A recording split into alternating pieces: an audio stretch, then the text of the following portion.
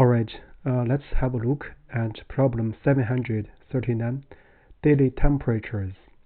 For this problem, we're going to share a solution with dynamic programming with the aid of monotonic stack.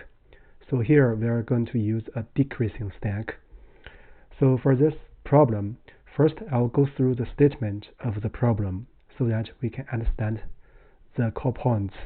And then we look at the method and the specific procedure. And finally, we share the code and make connections of the code with the ideas. Alright, let's first look at the statement. So given an array of integers called temperatures, which represents the daily temperatures, so we are required to return an array called answer C such that the ith element or index I element of answer is the number of days we have to wait after the ith day to get a warmer temperature. So if there is no future day for which this is possible, we keep answer I to be 0. So let's look at the examples. So in example 1, let's give a more detailed analysis. So for 0th day, the temperature is 73. So the next larger one is 74. So we need to wait for 1 day. So this is 1. Similarly for 74, so the next larger one is 75. So we need to wait for 1 day. So we get 1 here. So similarly for 75, we check 1 day, 2 day, 3 day, and 4 day. We get 76, which is larger. So we get 4 here. And you can interpret other numbers accordingly. So this is example 1. So now let's look at example 2. The temperatures are actually strictly increasing. So each day, except the last day, we need to wait for 1 day to get a warmer temperature. So this is example 2. In example 3, so similar for example 2. So first 2 days we need to wait for 1 day each, and the last one, because we have no data available in the future, so we have 0. The constraints about this problem is the following. So the temperature length can be up to an order 10 to the power 5th. So in other words, we should avoid using purely brute force effort or solution. So the second one is about the range of the temperature. So it's a reasonable one, greater or equal than 30 and less or equal than 100. Alright, that's about the statement and the constraint. So now let's look at our method. So we are going to share a solution using dynamic programming and then with the monotonic stack to update the DP table. So for this, actually we have practiced a number of this kind of problem. In other words, using the monotonic stacks to aid the process. So the idea is as follows. So we think sort of reversely. So when we look at each index or day I, so we try to maintain a decreasing stack right before that index. So notice that this part or this sentence basically specifies how we check the stack, which will be corresponding to a part in the code. When we write the code, we will come back to this sentence again. So then we pop the stack according to temperatures of the top in the stack. If it's less than the temperature I, the current temperature. If it's less than the current temperature, so we're going to pop that index or day in the stack and update accordingly the dpj. Here dpi is the days needed for day I to wait in order to get a warmer temperature. Let me write here. So dpi is the days needed to wait for a warmer temperature. So with that said, let's look at one example so that we have a better feeling or intuition about this problem. So assume current temperature at day I is 70, and the stack before this day is 100, 90, 60, and 49. So it's a decreasing stack, right? So then we need to pop 49, because 49 is less than 70. In other words, for 49, we just need 1 day to get a warmer weather. Then we continue pop. We pop 60. The day for 60 needs 2 days to get a warmer weather. So we cannot pop anymore when we see the pop is 90, because 90 is greater or equal than 70.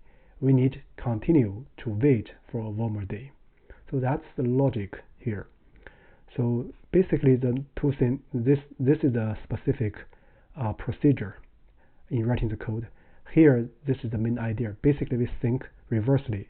We're not trying to, for each day, we pursue in the future and search for the nearest warmer temperature. Rather, for temperature, we want to look at to the left.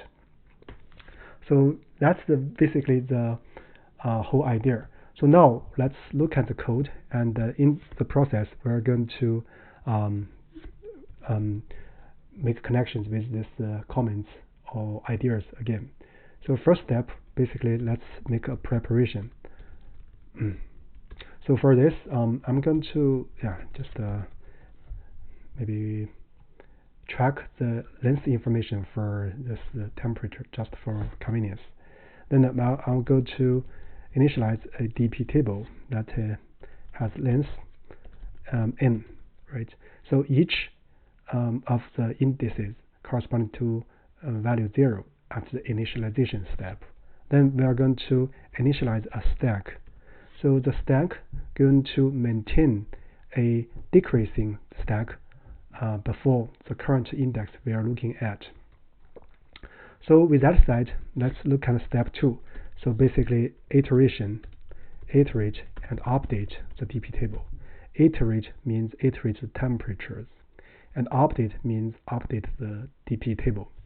So for this, we're going to say for IT in enumerate, so the temperatures.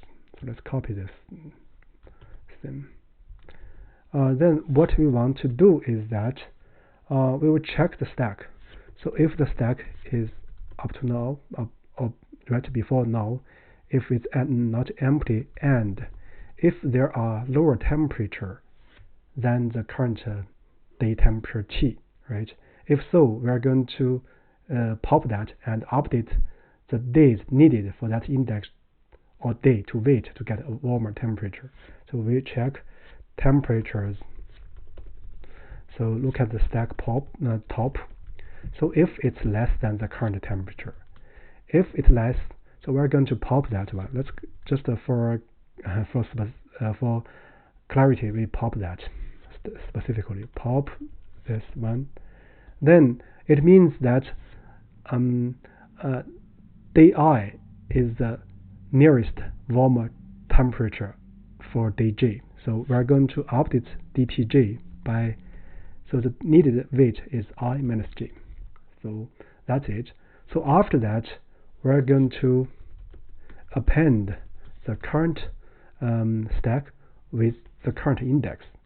So what does it mean? Because after this while loop, then either the stack is empty or the temperature corresponding to the stack top is greater or equal than T, right? So when we append the current index, we are still maintaining a decreasing stack. And when we look at the next index, I plus 1, so we are maintaining a decreasing stack up to I.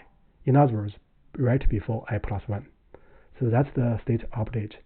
So with that said, basically we can return the DP. The DP table is actually the thing we are required to return. So With that said, let's first make some connections with the comment.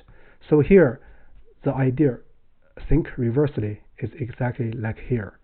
And when we do the pop, we are according to this condition, right? Because of this way of writing, so we are popping the smaller temperatures, that is less than T. So we are maintaining a decreasing stack.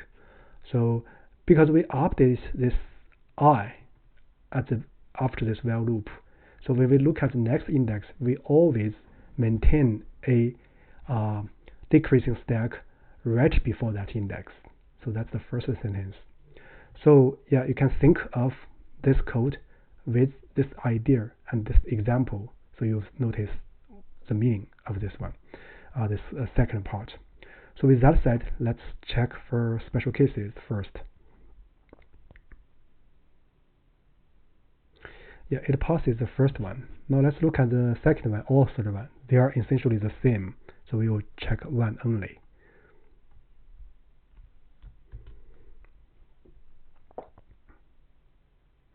So it returns 3 zeros and 1 0, 3 ones and 1 0. The zero always, the last element is always 0 due to the problem setting. So with that said, let's check for the generic case. So this is the generic case. It passes all the generic case. So before we end this video, here there's something more. So this part here in the annotation, so this is a detailed walkthrough based on the current code of example 1. So this is the temperature, and when we enter 0 index, what's the state of dp and what's the state of the stack, and when we finish the 0 index, the state of dp and the state of the stack, and so on for all the indexes. So this is up to 0 index to 6 and to 7.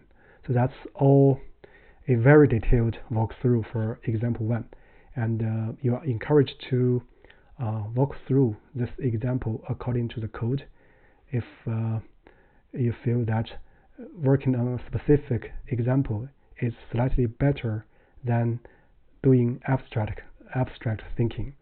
So I guess for this problem, that's about it. Thank you very much.